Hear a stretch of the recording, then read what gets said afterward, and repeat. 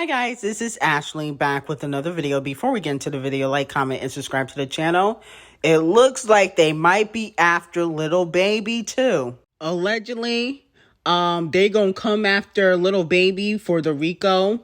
Trying to say that allegedly he's in a gang also. And so just watch out. Lil Baby might be going to jail. Okay, I like Lil Baby. So this kind of sucks. But hopefully he gets the right attorney. I think that some of this is just kind of frivolous. Now they trying to use rap lyrics. Okay, but this is why you should rap about your real life and not pretend like you're a thug. Because, the cops, they be coming after y'all. Okay. And then also somebody mentioned Jack Harlow. I'm like, what the hell Jack Harlow got to do with anything? Now, a lot of people are wondering, how could they come after all these rappers? Well, all they have to do is prove that these people are allegedly in gangs, and then they go to jail for life, okay, or 20 to 30 years. It happens all the time. It's to keep gangs off the street. That's why they're doing it. They think that is harmful to society and to the community, and so they're trying to keep, gangs off the street. So let me know how you guys feel about that. Moving on to Cardi B and Kendrick. So someone made an interesting post about Cardi B and Kendrick Lamar on social media, basically saying that Cardi B and Kendrick Lamar will have the highest album sales if they drop this year, because Kendrick Lamar has been gone for so long and Cardi B is the most hated allegedly, and all her haters will tune in. Okay. So let me know how you guys feel about that.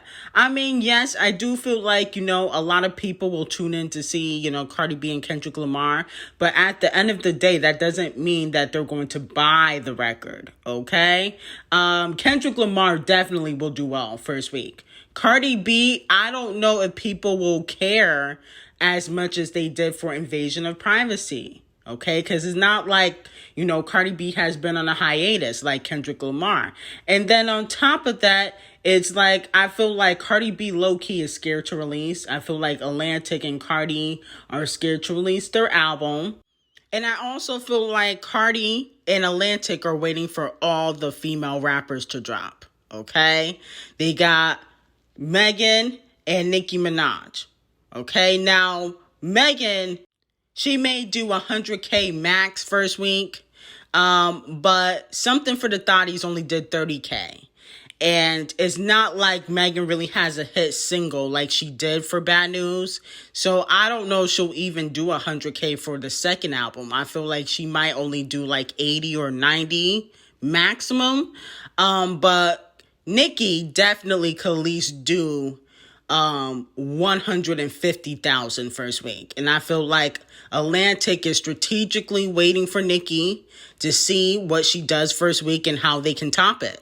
Because it makes no logical sense how Cardi don't even got a single out, not even a promo single. She hopping on records with Summer and SZA and K-Flock, and it just doesn't make any logical sense when your fans have been begging for music for close to 5 to 6 years. Then when she gets upset at them, she calls them dumbasses, okay? So let me know how you guys feel, and if you guys feel like she's waiting on certain female rappers, because that's how I kind of feel about it. But Kendrick Lamar, I definitely feel like he can do at least 500K or 300K first week, because he's been on a hiatus. He hasn't really been putting music out. People missed him, okay? And I think also a lot of people prefer him over Drake. If Cardi B doesn't release by the summertime, then you definitely know that, she's scared and she's waiting. Okay, so she has until the summer, and that means June 21st. That's when it's officially summer to release a single. Okay, stop stalling.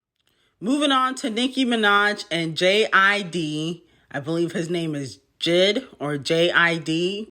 He wants to do a record with Nicki Minaj, and he wants to pay her 500K for her verse. I think that's a nice offer, but I also feel like, well, you would put up that money to save your career. No shade. Now, he has collaborated with a lot of different artists, including Doja Cat. Him and Doja Cat got a song called Options on Planet Her. That's one of my favorite songs on Planet Her. But at the end of the day, what hits do you got on your own that are recent? You know what I'm saying? I feel like it's easy to cough up that type of money when you know that could easily save your career. It's the same thing with 6ix9ine.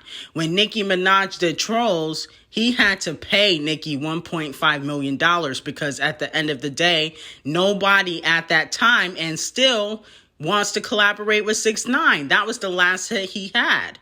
So, I mean, I just kind of feel like, okay, you're going to pay her money for the feature, and that's understandable, but it's like, do you have any hits on your own?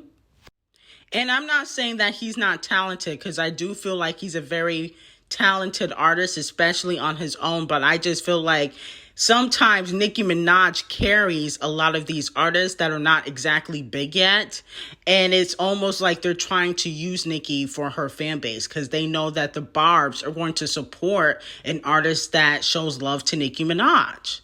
And so I feel like, of course, he's going to give up $500K. I feel like low-key she might deserve more. I just feel like, you know, Nicki needs to move strategically when it comes to collaborations because sometimes it doesn't necessarily benefit her. And then it's almost like people use Nicki to carry their careers. I just feel like that with a lot of different artists. And I don't feel like Nicki needs to do useless collaborations. But he's a very talented guy. If you have not listened to Options, I would listen to it. But I don't necessarily need this type of collaboration. And there's really no shade. Moving on to DaniLeigh and Dababy. It looks like he has recently shaded her for basically doing an interview talking about him and then also putting out a diss record. First of all, I feel like you waited too late. I told you back in December you should capitalize off the situation, so I feel like that's a bad move. I also feel like it's a green move for, you know, your label to have you do drop the interview the same time you dropping a new song. I feel like y'all kind of showing y'all hand. I feel like y'all should have put that together better. I also feel like, you know, before we got on your brother, you were just at the London with me that whole week getting busy. And I also feel like you should tell them folks the real reason why I put you out is because you were stalking my other baby mama and that's affecting, you know, my relationship with my princess, my big girl. I was gonna respond a different way, but I gathered myself and I decided. He also confirmed my tea. Back in December of 2021, the day after Christmas, I told y'all that DaniLeigh and Dababy were still smashing, even though they had gotten into it on live. Okay? And here is the video where I talked about that. I'm not really shocked.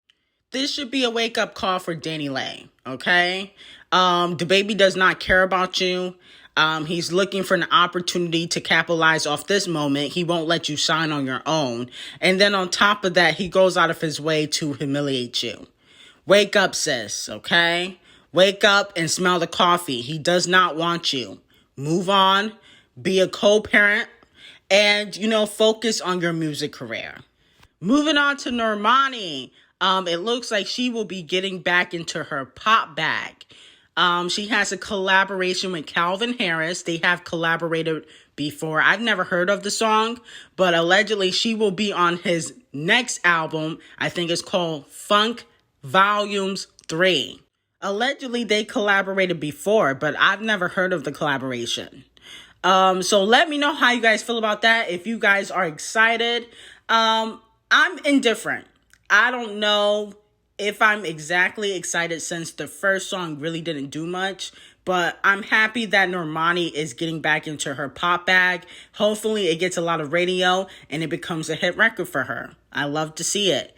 Anyway, like, comment, and subscribe to the channel and have an amazing day.